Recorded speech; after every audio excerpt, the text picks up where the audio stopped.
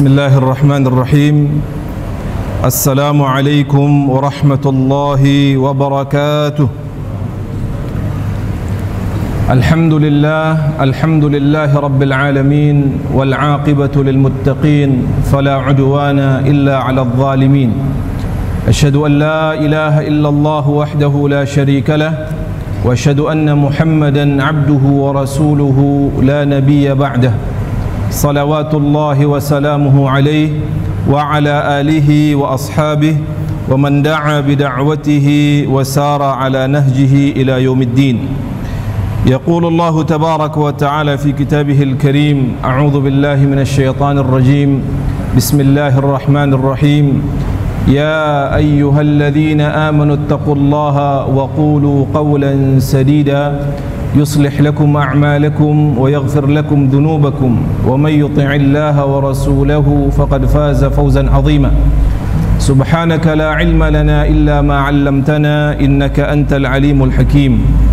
اللهم علمنا ما ينفعنا وانفعنا بما علمتنا وزدنا علما يا رب العالمين. أما بعد, ikhwatal iman, kaum muslimin dan muslimat, saudara-saudaraku, hamba-hamba Allah subhanahu wa ta'ala, jamaah salat zuhur yang semoga senantiasa dirahmati, diberkahi dan dimuliakan oleh Allah subhanahu wa ta'ala.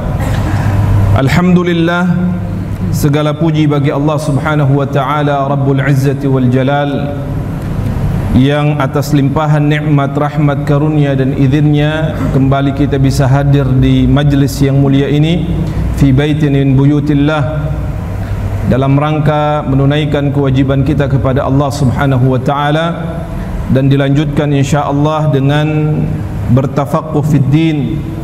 Sedikit kita mengkaji sabda-sabda Rasulullah sallallahu alaihi wasallam yang tertuang di dalam kitab Riyadhus Salihin ini. Semoga apa yang kita lakukan diterima oleh Allah subhanahu wa ta'ala, dicatat sebagai amal saleh, dan semoga dengan wasilahnya kita dimudahkan untuk masuk ke dalam surganya Allah. Amin ya rabbal alamin.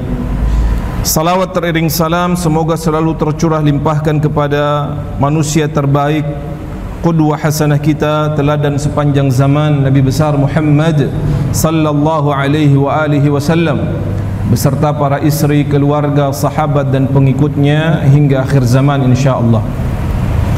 Ikhwatul iman, hafizakumullah.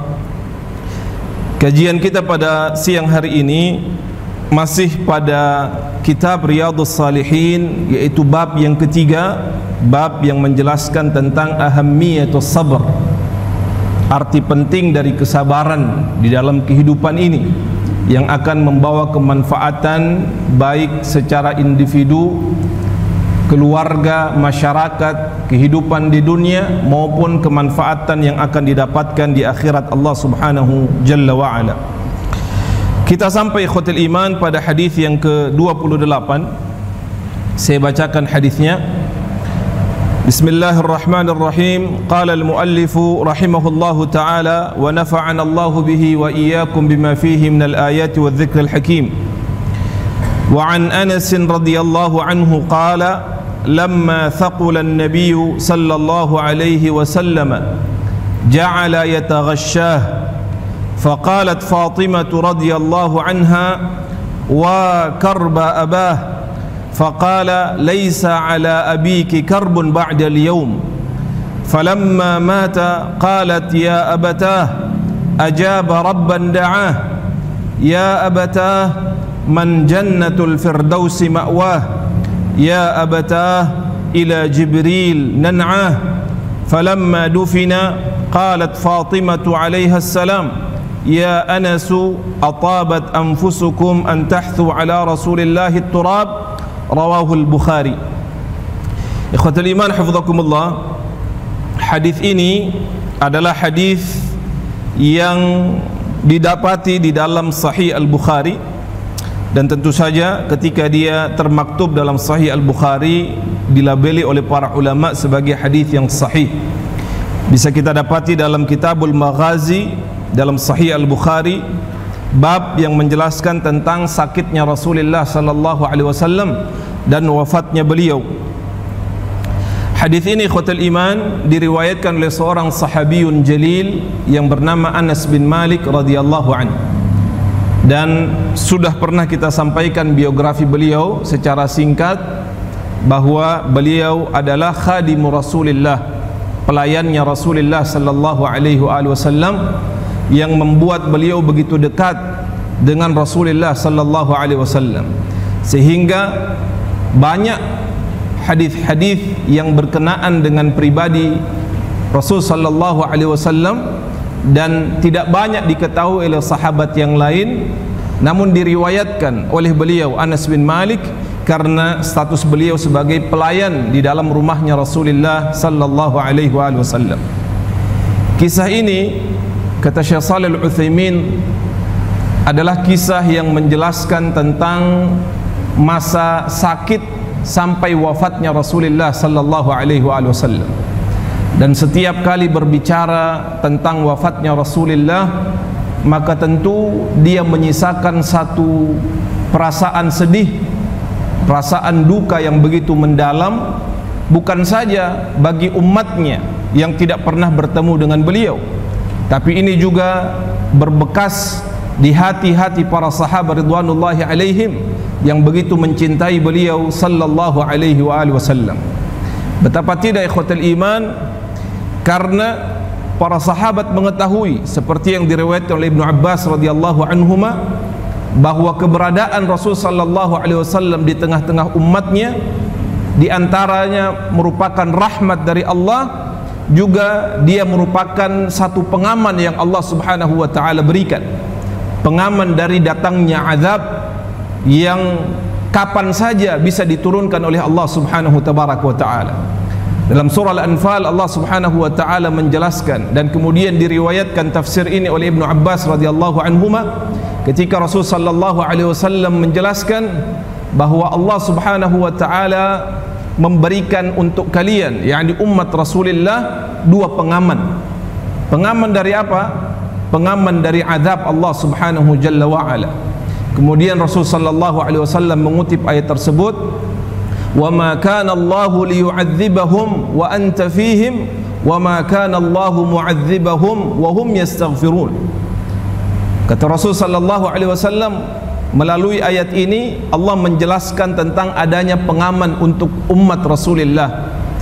Pengaman yang pertama, kata Rasulullah, adalah keberadaanku di tengah-tengah kalian. Maka Allah berfirman, dan tidaklah Allah akan mengazab kalian sedangkan Rasul sallallahu alaihi wasallam sedang berada di tengah-tengah kalian.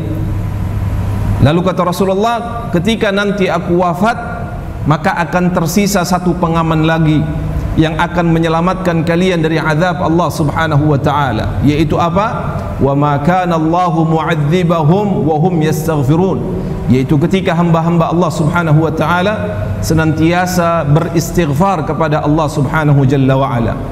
Maka tentu saja ikhwatal iman, kisah tentang wafatnya Rasulullah, walaupun diimani bahwa Rasul sallallahu alaihi wasallam adalah manusia biasa yang juga akan mengalami kematian, tapi kecintaan para sahabat dan umatnya membuat orang-orang yang membaca tentang kisah wafatnya Rasul sallallahu alaihi wasallam merasa begitu sedih.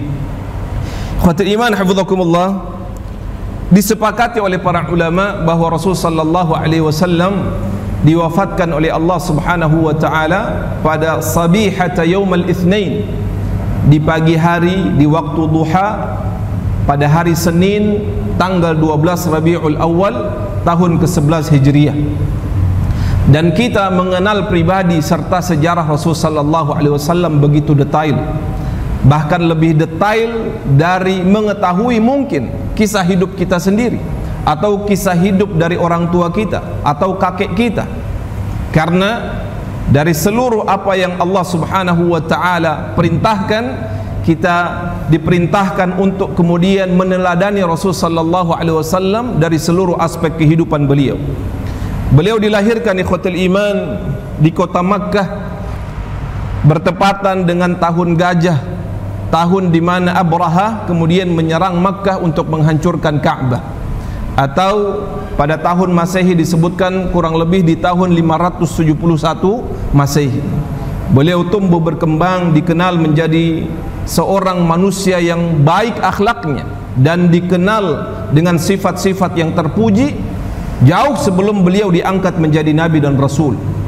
Di usia 40 tahun beliau diangkat oleh Allah menjadi utusannya dengan menurunkan firman yang pertama, yaitu surah Al-Alaq ayat yang 1 sampai yang kelima.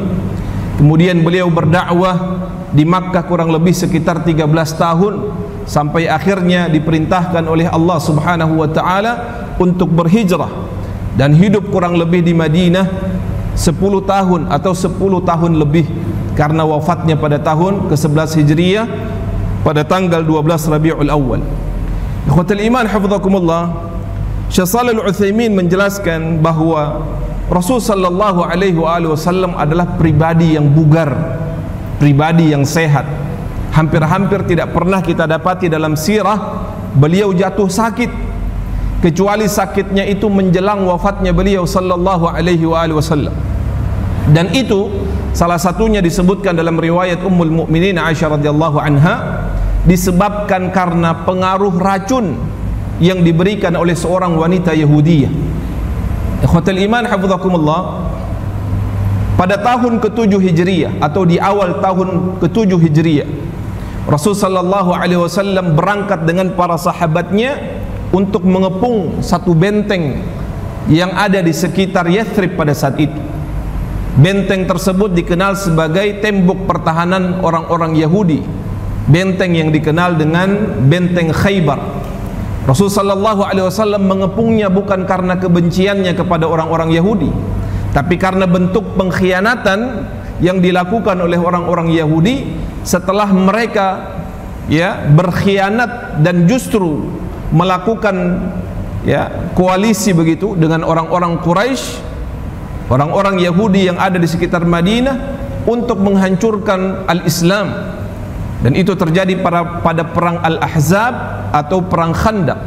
Maka Rasul sallallahu alaihi wasallam ingin memberikan pelajaran terhadap orang-orang yang berkhianat atas sebuah kesepakatan yang telah dibangun, kesepakatan yang telah terjadi. Dan ini bukti bahwa Rasul sallallahu alaihi wasallam merangkul sesungguhnya seluruh komponen masyarakat yang ada di Madinah dengan membuat kesepakatan di awal ketika beliau berhijrah dengan seluruh komponen masyarakat yang ada di kota Madinah pada saat itu, termasuk orang-orang Yahudi. Namun mereka berkhianat dan menjadi watak dari orang-orang Yahudi untuk senantiasa mengkhianati orang-orang yang beriman kepada Allah Subhanahu tabaraka wa taala. Maka atas izin Allah pengepungan tersebut berlangsung dan Allah memberikan kemenangan kepada Rasul sallallahu alaihi wasallam dan para sahabatnya. Maka terusirlah orang-orang Yahudi yang berkhianat kepada Rasul sallallahu alaihi wasallam. Selepas itu ikhwatul iman, ternyata wanita-wanita yang tersisa di Khaybar itu masih menyimpan dendam kepada Rasul sallallahu alaihi wasallam. Dan mereka orang-orang Yahudi adalah orang-orang yang paling mengenal Rasulullah, bahkan lebih mengenal sifat-sifat karakter dan pribadi beliau melebihi orang-orang yang beriman. Karena Allah Subhanahu wa taala telah jelaskan sifat-sifatnya Rasulullah di dalam Tauratnya, sehingga Allah begitu murka ketika apa yang mereka ketahui di dalam Taurat, di dalam Al-Injil tidak menjadikan mereka beriman kepada Rasul sallallahu alaihi wasallam. Maka Allah menyebut mereka sebagai orang-orang kafir lantaran mereka enggan untuk beriman kepada Rasul sallallahu alaihi wasallam. Allah berfirman, lam yakunil ladzina kafaru min ahlil kitab wal musyrikin munfakkin hatta ta'tiyahumul bayyinah. Maka orang-orang Yahudi ikhwatul iman begitu mengetahui sifat-sifat Rasulullah, apa yang beliau sukai, apa yang tidak beliau sukai, dan mereka menjadikan ini sebagai celah untuk justru membunuh dan kemudian menyerang Rasul sallallahu alaihi wasallam. Mereka mengetahui di antara makanan yang paling disukai oleh Rasulullah adalah daging kambing, dan yang paling disukai dari daging kambing itu adalah bagian paha. Maka datanglah seorang wanita Yahudiyah ini menyajikan seekor kambing dan kemudian menghadiahkannya kepada Rasulullah sallallahu alaihi wasallam. Kenapa beliau mengatakan bahwa ini adalah hadiah? Karena Yahudiyah ini tahu bahwa Rasul sallallahu alaihi wasallam tidak mau menerima dan memakan pemberian dalam bentuk sedekah. Maka sebelum Rasulullah menolaknya, Yahudiyah ini mengatakan bahwa ini adalah hadiah untukmu ya Rasulullah. Dia mengatakan Rasulullah, padahal di dalam hatinya dia mengkufuri dan tidak mengimani bahwa Muhammad adalah utusan Allah Subhanahu wa taala. Ternyata ikhwatal iman, di atas kambing yang dibakar tersebut dia bubuhi dengan racun yang sangat mematikan, dan racun tersebut dibubuhi lebih banyak di bagian-bagian yang disukai oleh baginda besar Rasul sallallahu alaihi wasallam. Maka Rasulullah ketika menerima hadiah tadi, beliau menerimanya dengan hati gembira, hati senang, dan beliau mengikut sertakan sahabat-sahabatnya untuk mencicipi hadiah dari wanita Yahudiyah tadi. Maka ketika Rasul sallallahu alaihi wasallam mengambil bagiannya, yaitu bagian paha dari kambing tersebut, dan memasukkan ke dalam mulut suci beliau sallallahu alaihi wasallam, fa idza al-luhum tukhbiruhu, maka atas izin Allah daging yang sedang beliau kunyah di dalam mulutnya itu berbicara kepada beliau sambil mengatakan atas izin Allah Subhanahu wa taala, annaha masmumah, sesungguhnya daging itu telah dibubuhi racun oleh sang wanita Yahudiyah tadi. Dan ini termasuk bagian dari mukjizatnya Rasul sallallahu alaihi wasallam. Beliau dapat berkomunikasi dengan banyak makhluk-makhluk yang tidak bisa disaksikan oleh manusia-manusia lainnya. Pada periode Makkah pernah disebutkan beliau berbicara dengan pohon yang kemudian tunduk kepada beliau atas perintah dan izin Allah Subhanahu wa taala. Pernah beliau berdiskusi dengan para jin yang akhirnya masuk Islam atas izin Allah Subhanahu wa taala. Dan di antaranya mukjizat beliau ketika daging-daging ini berbicara kepada beliau. Maka Rasul sallallahu alaihi wasallam pun bersabda, "Irfa'u aydiyakum," angkatlah tangan kalian dari daging-daging ini.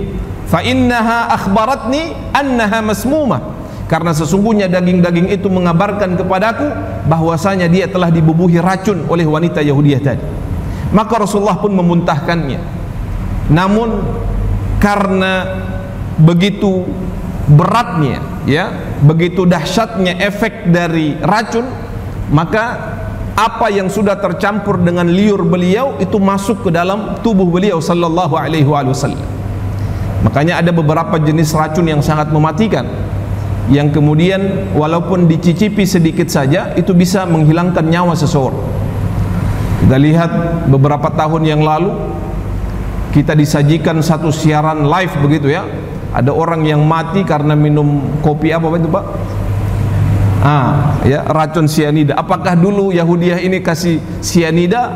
Wallahu a'lam. Yang jelas dia racun yang sangat mematikan. Dan ketika Rasul sallallahu alaihi wasallam 3 tahun kemudian pada tahun ke-10 Hijriah beliau selesai melakukan Hajjatul Wada', maka beliau mengatakan, khudhu anni manasikakum, ambillah dariku contoh-contoh dari apa yang aku lakukan dari amalan-amalan haji, karena bisa jadi di tahun depan saya tidak akan bertemu dengan kalian lagi. Dan ini kata para ulama adalah isyarat akan dekatnya ajal Rasul sallallahu alaihi wasallam. Sepulang dari Hajjatul Wada', ikhwatal iman hafizakumullah, Rasul sallallahu alaihi wasallam mengeluhkan keadaan kesehatannya kepada Aisyah radhiyallahu anha, seraya mengatakan, wahai Aisyah, sesungguhnya racun yang dibubuhkan oleh wanita Yahudiyah yang terjadi pada tahun ke-7 Hijriah, dia sudah memasuki urat nadiku, dan sebentar lagi dia akan memutuskan nadi-nadi tersebut. Dan ini menunjukkan bahwa dampak dari racun tersebut itu bereaksi, walaupun tidak secara langsung, namun memberikan efek dalam kurun waktu yang cukup lama. Dan ini kata para ulama as-sirah memberikan satu pemahaman kepada kita bahwa Rasul sallallahu alaihi wasallam juga adalah manusia biasa. Beliau tidak kebal, beliau juga berdarah ketika berperang, beliau juga merasakan sedih, merasakan lapar, juga terpapar racun dan berdampak kepada kesehatan beliau sallallahu alaihi wasallam. Ketika Rasul sallallahu alaihi wasallam pulang dari Hajjatul Wada', maka Allah Subhanahu tabaraka wa taala menurunkan satu ayat atau satu surah yang menggambarkan janji Allah Subhanahu wa taala yang telah ditunaikan. Kata para ulama, surah itu yang dikenal dengan surah An-Nasr. Ketika Allah berfirman, "Idza jaa nasrullahi wal fath wa ra'aitan nasa yadkhuluna fi dinillahi afwaja fasabbih bihamdi rabbika wastaghfir innahu kana tawwaba." Ketika ayat ini diturunkan, ikhwatal iman, Ummul Mukminin Aisyah radhiyallahu anha meriwayatkan Rasul sallallahu alaihi wasallam kemudian memperbanyak membaca apa yang Allah perintahkan di dalam surah An-Nasr tersebut, yaitu Allah memerintahkan untuk fasabbih bihamdi rabbika wastaghfir innahu kana tawwaba. Allah perintahkan agar Rasul sallallahu alaihi wasallam yang telah mendapatkan kemenangan dari Allah untuk memperbanyak tasbih, memperbanyak tahmid, dan memperbanyak istighfar kepada Allah Subhanahu tabaraka wa taala. Dan itu diimplementasikan di dalam bacaan salat yang beliau baca di dalam ruku' dan sujudnya. Karena kita tahu dalam banyak riwayat bacaan salat khususnya dalam ruku' dan sujud adalah beliau membaca subhana rabbiyal azim, subhana rabbiyal azim, subhana rabbiyal azim, atau dalam sujudnya subhana rabbiyal a'la. Tapi sepulang dari melakukan hajjatul wada', maka beliau memperbanyak membaca di dalam ruku' dan sujudnya dengan apa yang Allah firmankan, dengan bacaan subhanakallahumma rabbana wa bihamdika allahumma ighfirli, subhanakallahumma rabbana wa bihamdika allahumma ighfirli, subhanakallahumma rabbana wa bihamdika allahumma ighfirli. Dan itu adalah saduran dari firman Allah Subhanahu wa taala dalam surah An-Nasr untuk bertahmid, bertasbih, dan juga beristighfar. Dan inilah bacaan yang juga ma'thur, yang kemudian disunnahkan untuk dibaca di dalam sujud dan rukuk kita, khususnya ikhwatal iman ketika seseorang merasa dirinya akan segera kembali kepada Allah Subhanahu tabaraka wa taala. Ikhwatal iman hafizakumullah, di tahun ke-10 Hijriyah setelah beliau kembali dari hajinya, dan haji itu dilakukan di awal-awal bulan Dzulhijjah sampai selesai dari ayyamut tasyriq 11, 12, 13. Ketika memasuki bulan Rabiul Awal, di awal bulan Rabiul Awal tahun ke-11 Hijriyah, atau dalam riwayat di akhir bulan Dzulhijjah, Rasul sallallahu alaihi wasallam menyempatkan diri untuk berkunjung dan berziarah ke Al-Baqi', Baqi'ul Gharqad, pekuburan yang berada dekat dengan Masjid An-Nabawi. Di sanalah dikuburkan putri-putri Rasulullah sallallahu alaihi wasallam, sahabat-sahabat Rasulullah yang telah mendahului beliau, seraya beliau mendoakan mereka. Dan ini juga kata para ulama as-sirah sebagai sebuah isyarat, seolah-olah beliau ingin mengungkapkan sebentar lagi aku akan sama dengan kalian, dikuburkan di dalam tanah ini. Dan beliau juga dalam riwayat menyempatkan diri untuk berziarah ke pekuburan syuhada Uhud, di mana paman beliau Hamzah radhiyallahu anhu dikuburkan, di mana sahabat beliau yang dikenal dengan duta pertama dalam al-Islam, Mus'ab bin Umair radhiyallahu anhu dikuburkan, seraya beliau mendoakan mereka dan memberikan isyarat bahwa beliau akan segera mengikuti mereka yang beliau cintai sallallahu alaihi wasallam wa radhiyallahu anhum jami'an. Maka ikhwatul iman, setelah beliau mengunjungi pekuburan di Baqi', beliau mengunjungi pekuburan syuhada Uhud, maka beliau pun jatuh sakit, dan semakin hari sakit beliau semakin berat. Maka ketika melihat keadaan ayahnya yang seolah-olah menggambarkan rasa sakit yang beliau derita, maka sang putri Fatimah radhiyallahu anha tidak kuat menahan perasaan sedih, perasaan yang begitu menggambarkan kecintaan beliau kepada ayahanda, yang begitu memperhatikan beliau selama ini radhiyallahu anha. Maka Anas bin Malik kemudian meriwayatkan hadis ini. Kata Anas bin Malik radhiyallahu anhu qala, beliau berkata, lamma thaqula an-nabiy sallallahu alaihi wasallam ja'ala yataghasha. Ketika sakit Nabi sallallahu alaihi wasallam itu semakin berat, semakin parah, maka beberapa kali beliau mengigau, mengeluarkan rintihan karena sakit yang begitu berat yang beliau derita. Kata Syekh Shalih Al-Utsaimin rahimahullahu taala, kenapa sampai Rasul sallallahu alaihi wasallam bisa dikatakan yataghasya, seolah-olah mengigau, mengeluarkan rintihan dari rasa sakit yang beliau derita, beliau rasakan? Karena beliau ikhwatal iman hafizakumullah adalah seorang nabi pilihan Allah subhanahu tabaraka wa ta'ala yang memiliki banyak keutamaan. Namun selain para nabi, para rasul itu memiliki keutamaan yang Allah berikan, mereka juga diberikan cobaan yang jauh lebih berat dibandingkan dengan manusia-manusia lainnya. Makanya dalam hadis Rasul sallallahu alaihi wasallam bersabda, "Inna asyaddan nas bala'an al-anbiya." Sesungguhnya manusia-manusia yang paling berat, yang paling besar, yang paling banyak cobaannya adalah para nabi, para anbiya, di antaranya Rasul sallallahu alaihi wasallam. Dan bentuk cobaan yang Allah berikan kepada nabi-nabinya ketika mereka sakit ikhwatal iman, maka sakit yang Allah berikan kepada mereka itu 2 kali lipat dari apa yang dirasakan oleh manusia biasa.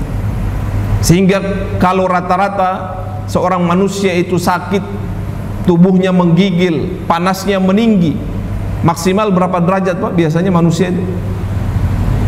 Ya, maka Rasul sallallahu alaihi wasallam itu 2 kali lipat merasakan apa yang dirasakan oleh manusia biasa, sehingga membuat beliau seolah-olah ya mengigau atau kemudian mengeluarkan rintihan dari rasa sakit. Dan itu adalah hal yang sifatnya manusiawi, tidak dilarang selama kemudian rintihan tersebut tidak membuat seseorang ya mengumpat atau mencaci Allah Subhanahu tabaraka wa taala. Maka ketika melihat Rasul sallallahu alaihi wasallam merintih rasa sakit yang begitu luar biasa, faqalat Fatimah radhiyallahu anha, maka Fatimah radhiyallahu anha pun berkata, "Wa karba abah." Begitu beratnya penyakit yang diderita oleh ayahanda. Beliau tidak sampai hati melihat keadaan seorang ayahanda yang beliau cintai dalam keadaan yang begitu lemah. Maka beliau pun mengatakan, "Wa karba abah." Betapa beratnya sakit yang dialami oleh ayahanda. Maka ketika Rasul sallallahu alaihi wasallam mendengar apa yang diucapkan oleh putrinya yang beliau cintai, beliau pun bersabda, faqala laisa ala abiki karbun ba'dal yaum. Tidak akan ada lagi rasa sakit, rasa berat yang akan dialami oleh ayahandamu setelah hari ini. Dan ini merupakan satu tanda-tanda dekatnya ajal beliau sallallahu alaihi wasallam. Falamma mata, maka ketika Rasul sallallahu alaihi wasallam diwafatkan oleh Allah Subhanahu wa taala, tidak lama dari dialog yang beliau lakukan dengan Fatimah radhiyallahu anha, maka Fatimah sambil menangis beliau berkata, "Ya abatah, ajaba rabban da'ah." Wahai ayahanda, sesungguhnya doamu telah dikabulkan oleh Allah Subhanahu tabaraka wa taala. Beliau sambil menangis mengucapkan, "Wahai ayahanda, sesungguhnya doamu telah diijabah oleh Allah Subhanahu wa taala."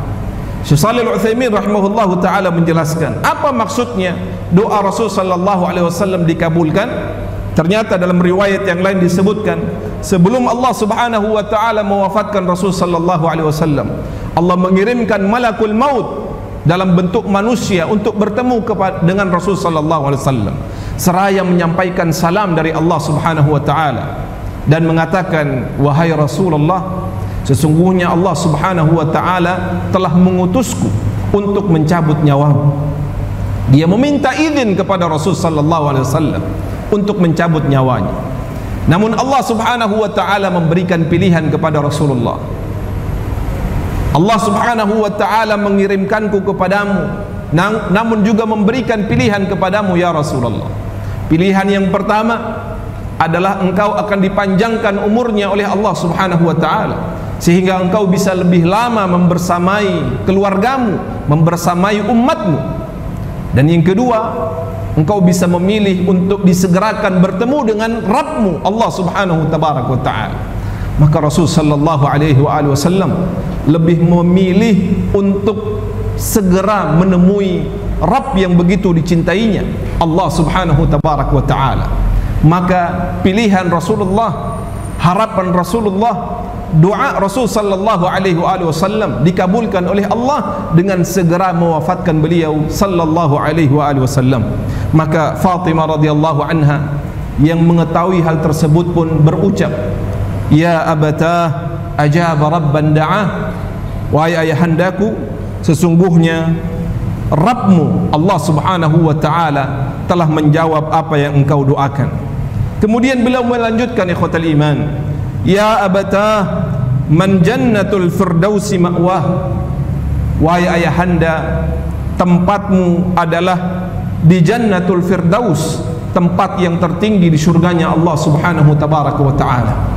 Dan ini ikhwatal iman hafizakumullah adalah merupakan janji Allah subhanahu tabaraka wa ta'ala.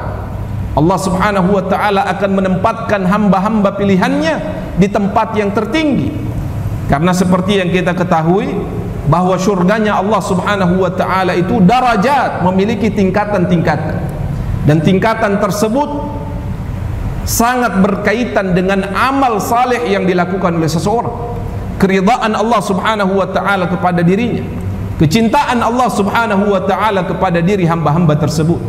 Maka tempat yang tertinggi yang Allah subhanahu wa ta'ala siapkan kepada hamba-hamba pilihan adalah mereka dari kalangan para syuhada, para salihin, para anbiya, para ar-rusul. Dan tentu saja insyaallah ketika Allah subhanahu wa ta'ala berkehendak dan mengizinkan, kita pun berkeinginan untuk ditempatkan di tempat yang tertinggi. Makanya ikhwatul iman, ketika meminta syurga kepada Allah subhanahu wa ta'ala, jangan tanggung-tanggung memintanya. Mintalah syurga yang tertinggi, yang kemudian insyaallah berdampingan dengan manusia terbaik, teladan sepanjang zaman, manusia yang lebih kita cintai dari orang tua kita, dari anak-anak kita, dari pemimpin kita, bahkan dari diri kita sendiri, baginda besar Rasulullah sallallahu alaihi wasallam. Ikhwatal iman hafizakumullah, ini juga merupakan buah dari doanya Rasul sallallahu alaihi wasallam dan perintah kepada kita selaku umatnya untuk mendoakan beliau sallallahu alaihi wasallam. Kata Rasul sallallahu alaihi wasallam, sesungguhnya Allah subhanahu wa ta'ala menyiapkan satu tempat yang begitu tinggi dekat dengan beliau, dekat dengan Allah subhanahu tabaraka wa ta'ala, Rabbul Izzati wal Jalal. Maka kata Rasul sallallahu alaihi wasallam, bantulah aku untuk mendapatkan kedudukan tadi dengan memintanya kepada Allah subhanahu tabaraka wa ta'ala, yang Rasulullah gambarkan tempat itu disebut dengan wasilah. Makanya di antara doa yang kita baca selepas azan yang Rasul sallallahu alaihi wasallam perintahkan untuk senantiasa kita panjatkan, Allahumma rabb hadhihi ad-da'wati at-tammah was-salatil qa'imah ati Muhammadanil wasilata wal fadilah, meminta wasilah untuk diberikan Allah subhanahu wa ta'ala kepada Rasulnya. Dan wasilah itu adalah tempat utama, seutama-utamanya tempat di Jannatul Firdaus yang disebutkan oleh Syekh Shalih Al-Utsaimin, wal firdaus a'la darajatil jannah, dan Jannatul Firdaus adalah tempat yang tertinggi yang ada di surganya Allah subhanahu wa ta'ala. Wa saqfuha alladhi fawqaha 'arsyur rabbi jalla jalal, dan atap dari Jannatul Firdaus adalah arasnya Allah subhanahu tabaraka wa ta'ala, sehingga mereka yang ditempatkan oleh Allah di surga yang tertinggi mendapatkan nikmat di atas nikmat yang tidak semua penduduk surga itu mendapatkan nikmat tadi, yaitu berdekatan dengan Allah subhanahu wa ta'ala Rabbul Izzati wal Jalal. Dan semoga ikhwatal iman hafizakumullah, kita berharap, berdoa, bermohon kepada Allah, semoga Allah subhanahu wa ta'ala memasukkan kita ke dalam jannahnya, yaitu Jannatul Firdausil A'la bersama para anbiya, para rusul, para syuhada dan para salihin insyaallah. Kemudian Fatimah radhiyallahu anha melanjutkan, ya abatah ila Jibril lan'ah, wahai ayahanda, kepada malaikat Jibril kami mengabarkan wafatmu. Dan tentu saja ikhwatal iman hafizakumullah, ini menunjukkan betapa Fatimah radhiyallahu anha mengetahui tugas dari Jibril alaihi salam. Beliau adalah malaikat yang Allah tugaskan untuk menemani Rasul sallallahu alaihi wasallam, menyampaikan wahyu, memberikan bimbingan sebagai seorang pendidik, seorang pembimbing yang kemudian membimbing Rasulullah sallallahu alaihi wasallam untuk mengenal Rabbnya, untuk beribadah kepada Rabbnya, dan untuk berdakwah menyampaikan risalah ini kepada seluruh umatnya. Maka tentu yang paling dekat dengan Rasul sallallahu alaihi wasallam adalah Jibril. Maka tentu saja kabar wafatnya Rasul sallallahu alaihi wasallam disampaikan oleh Fatimah radhiyallahu anha kepada Jibril. Berita duka yang begitu menggugah hati orang-orang yang beriman kepada Allah subhanahu tabaraka wa ta'ala dan Rasulnya. Muncul pertanyaan ikhwatal iman, kenapa hanya Fatimah radhiyallahu anha dari putra dan putri Rasulullah yang menemani bahkan meriwayatkan riwayat wafatnya Rasulullah sallallahu alaihi wasallam? Sudah barang tentu kita mengetahui karena yang tersisa dari keturunan Rasulullah sallallahu alaihi wasallam dari putra dan putri beliau hanya menyisakan Fatimah radhiyallahu anha, sedangkan seluruh putra-putri beliau yang lain telah diwafatkan oleh Allah subhanahu wa ta'ala sebelum beliau sallallahu alaihi wasallam diwafatkan. Dan tentu di dalam sirah kita mengetahui tidak lama sepeninggal ayahanda, Fatimah radhiyallahu anha juga diwafatkan oleh Allah subhanahu tabaraka wa ta'ala. Maka dalam riwayat yang lain ikhwatul iman, ketika Rasul sallallahu alaihi wasallam diwafatkan oleh Allah, maka beliau memandang ke arah langit-langit rumahnya, dan itu menunjukkan bahawa ruh beliau ketika dicabut oleh Allah subhanahu tabaraka wa ta'ala diangkat dengan penuh kasih sayang oleh Allah subhanahu wa ta'ala melalui malakul maut yang Allah subhanahu wa ta'ala utus. Falamma dufina qalat Fatimatu alaiha salam, maka ketika Rasul sallallahu alaihi wasallam dikuburkan, Fatimah radhiyallahu anha kemudian berucap, "Ya Anas, atabat anfusukum an tahthu ala Rasulillah turab?" Wahai Anas, apakah kalian baik-baik saja melihat tubuh Rasul sallallahu alaihi wasallam dikuburkan dan ditaburkan di atas badannya yang suci tanah? Tentu saja ini adalah gambaran dari kesedihan. Tentu saja para sahabat begitu bersedih, bahkan gambaran dari kesedihan para sahabat sampai-sampai Umar ibn Khattab radhiyallahu anhu tidak menerima kabar wafatnya Rasul sallallahu alaihi wasallam. Umar mengatakan, barang siapa yang masih mengatakan Rasulullah wafat, akan saya penggal batang lehernya. Ketika mendengar hal ini, Abu Bakar As-Siddiq kemudian keluar menenangkan Umar bin Khattab radhiyallahu anhu, seraya mengucapkan perkataannya yang masyhur, "Wahai Umar, wahai umat Islam, wahai umatnya Rasulullah sallallahu alaihi wasallam, ketahuilah bahwasanya Rasul sallallahu alaihi wasallam, manusia terbaik yang kita cintai, telah diwafatkan oleh Allah subhanahu wa ta'ala. Faman kana ya'budu Muhammadan fa inna Muhammadan qad mat." Maka barang siapa yang menyembah Muhammad, maka ketahuilah Muhammad telah meninggal dunia. Wa man kana ya'budullah, dan barang siapa yang menyembah Allah subhanahu wa ta'ala, fa innahu hayyun la yamut, maka sesungguhnya Allah subhanahu wa ta'ala maha hidup, dan Allah subhanahu wa ta'ala tidak pernah mati. Maka Abu Bakar pun membacakan satu ayat, "Wa ma Muhammadun illa rasul qad khalat min qablihi ar-rusul" ila akhir al-ayah, yang menjelaskan bahawa Rasul sallallahu alaihi wasallam adalah manusia biasa, nabi seperti nabi-nabi yang sebelumnya diutus oleh Allah subhanahu wa ta'ala. Maka apabila beliau meninggal dunia, maka janganlah di antara manusia itu ada yang murtad keluar dari agama Allah subhanahu wa ta'ala, karena ketika mereka murtad karena wafatnya Rasulullah, itu tidak mempengaruhi sedikit pun kepada Allah subhanahu tabaraka wa ta'ala. Inti dari hadis ini ikhwatul iman, di penghujung kajian kita ada beberapa pelajaran yang bisa kita ambil. Yang pertama, hadis ini menggambarkan kesabaran Rasul sallallahu alaihi wasallam yang begitu besar ketika beliau tetap tabah di dalam rasa sakit yang beliau derita, walaupun rasa sakit itu 2 kali lipat seperti atau dibandingkan dengan rasa sakit yang dialami oleh manusia biasa. Maka kesabaran, kata para ulama, itu meninggikan derajat seseorang di sisi Allah subhanahu tabaraka wa ta'ala. Yang kedua ikhwatul iman, hadis ini menjelaskan tentang kondisi Rasul sallallahu alaihi wasallam yang merupakan manusia biasa seperti manusia-manusia lainnya. Beliau sakit, beliau lapar, beliau haus, beliau juga terkadang sedih, terkadang gembira seperti manusia biasa. Oleh karenanya ikhwatul iman, tidak boleh seseorang mengkultuskan Rasul sallallahu alaihi wasallam melebihi porsinya. Naam, kita diperintahkan mencintai, tapi tidak mensejajarkan keutamaan Rasul sallallahu alaihi wasallam dengan Rabbnya Allah Subhanahu wa taala. Kita mencintai beliau, kita mengikuti sunnahnya, kita mendedikasikan hidup kita untuk membela beliau sallallahu alaihi wasallam, tapi tidak meminta kepada beliau. Karena tempat meminta kita hanyalah kepada Allah Subhanahu wa taala. Tempat berharap kita hanyalah kepada Allah Subhanahu wa taala. Tempat menggantungkan harapan kita hanya kepada Allah Subhanahu tabarak wa taala. Yang ketiga, hadis ini menjelaskan juga kepada kita bahwa rasa duka, menangis dan lain sebagainya adalah hal yang sifatnya manusiawi.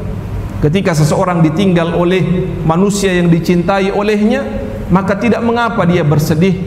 Namun kesedihan yang terbatas, kesedihan yang tidak menjadikan dirinya kufur kepada qada dan qadarnya Allah Subhanahu wa taala, kesedihan yang tergambarkan dari cinta karena ditinggal oleh orang yang dicintainya, tapi tetap berpegang teguh kepada menerima takdir dan ketetapan Allah Subhanahu tabarak wa taala.